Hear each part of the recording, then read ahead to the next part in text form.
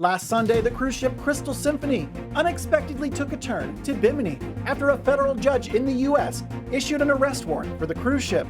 Well, they're up to the same shenanigans once again, this time with the Crystal Serenity. It's being reported that several cruise ships are now struggling to dock in Nassau, Bahamas. We'll tell you what's going on. Plus, Royal Caribbean's being forced to change the itinerary for at least one Oasis-Class vessel. And Carnival Mardi Gras performs yet another rescue at sea.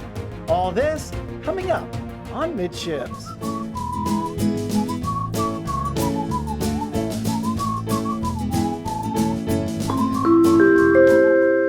Hey, welcome to the Midships YouTube channel. I'm your Captain Corey, and thank you so much for stopping by the channel today. Well, as you can see, I'm all smiles, and that's because I just got back my COVID-19 test results, and I am negative. That's right. Tomorrow, I'm boarding the Carnival Liberty, and you're coming along with me. So make sure you subscribe to this channel, and be sure you're following my Instagram account. I post content there that you don't see on this channel. Now, there's tons of cruise news, but it's time to look back on January because since I've done the cruise news, I think January's been one of the most consequential months for cruising that I've ever seen. So let's take a look back from TravelPulse.com. By Donald Wood, Cruise News, the top stories from January. As the cruise industry continues to bounce back after an essential full shutdown due to the global pandemic, it's now battling another COVID variant along with new recommendations against cruising from the US CDC.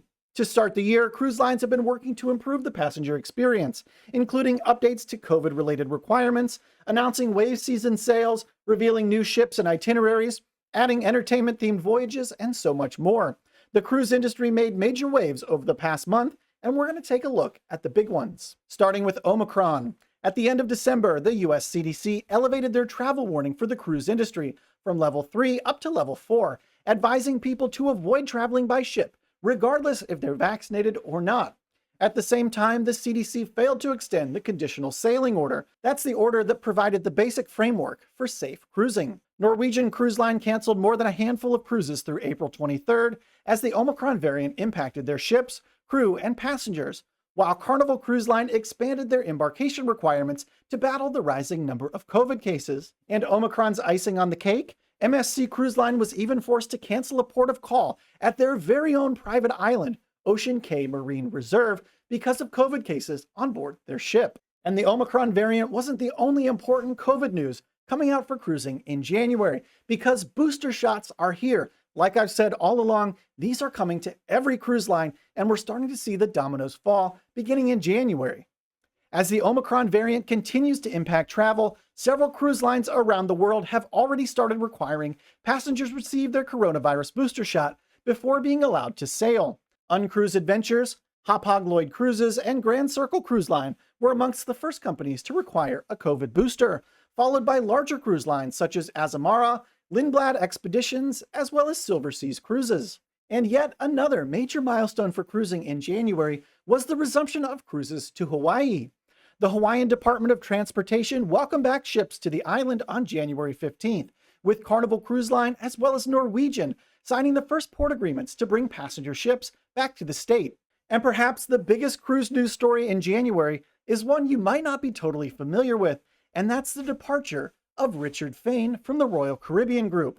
Cruise industry legend and former Royal Caribbean CEO Richard Fain officially stepped down from his position on January 3rd after leading the company for more than 33 years. That's longer than a lot of cruisers have been alive for.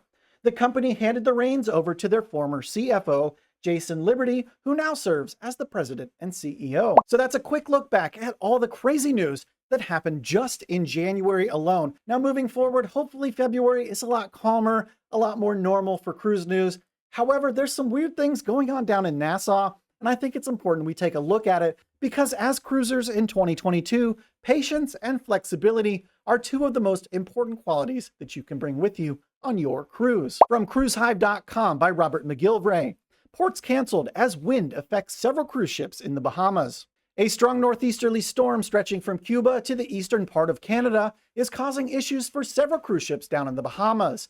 Mariner of the Seas was due to call in Nassau yesterday, but had to cancel due to heavy winds from the storm. Guests will now be able to enjoy a day at sea exploring Mariner of the Seas. And Mariner of the Seas is not the only vessel that's been affected by the strong winds in the Bahamas this weekend.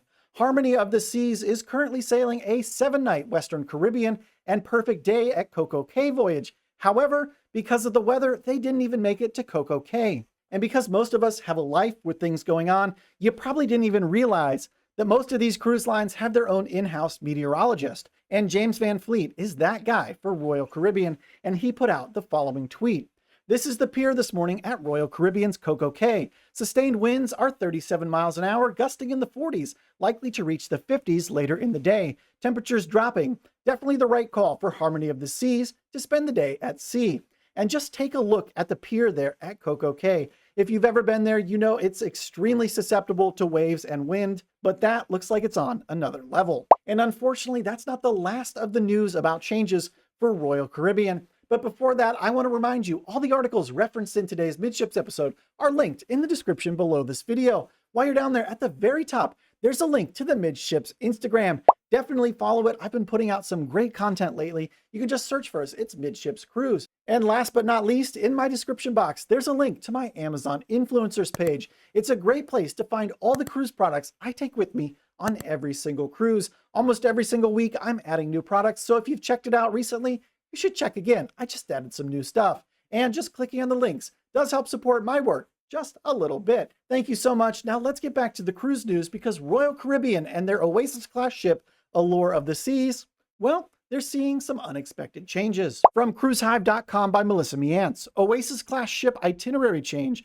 due to pier construction. Royal Caribbean has notified guests on board the February 19th sailing of Allure of the Seas that their planned itinerary has been changed due to delays with pier construction. This has caused several ports of call to be changed for the sailing.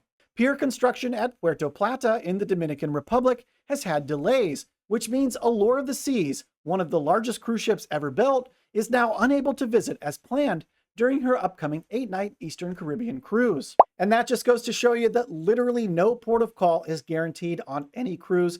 Go ahead and make sure you're being flexible with these kinds of things, because changes, they're going to happen, especially during wave season and during a global pandemic. Now, many of you out there in the Midships family know that just in December, I sailed aboard the Carnival Mardi Gras. Fantastic ship, crappy buffet, but Mardi Gras in the news again today, and this time it's because they rescued some boaters in distress. From cruisehive.com by Robert McGillivray, Carnival Cruise Line's Mardi Gras assists a boat in distress. The Mardi Gras was involved with a rescue at sea this week when the vessel came across a small fishing boat with refugees from Cuba.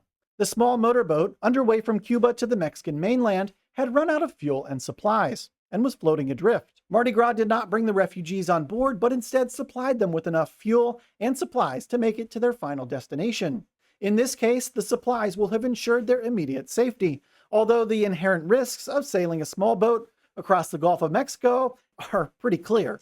And we have a tweet from Savannah H that actually shows the vessel. You can see this thing is stacked full of people. And that is, that is a small boat. I think I could build something bigger than that in my own garage.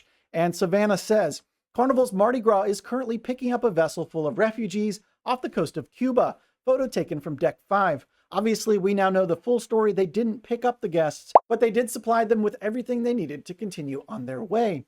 If you made it this far into today's episode, why haven't you subscribed to the channel yet? We have a goal of reaching 10,000 subscribers by the middle of next month. So go ahead, hit subscribe, make sure you slap that thumbs up button if you wish you could come cruising with me tomorrow. Thanks so much for stopping by the channel today, and until next time, we'll see ya on the Midships. La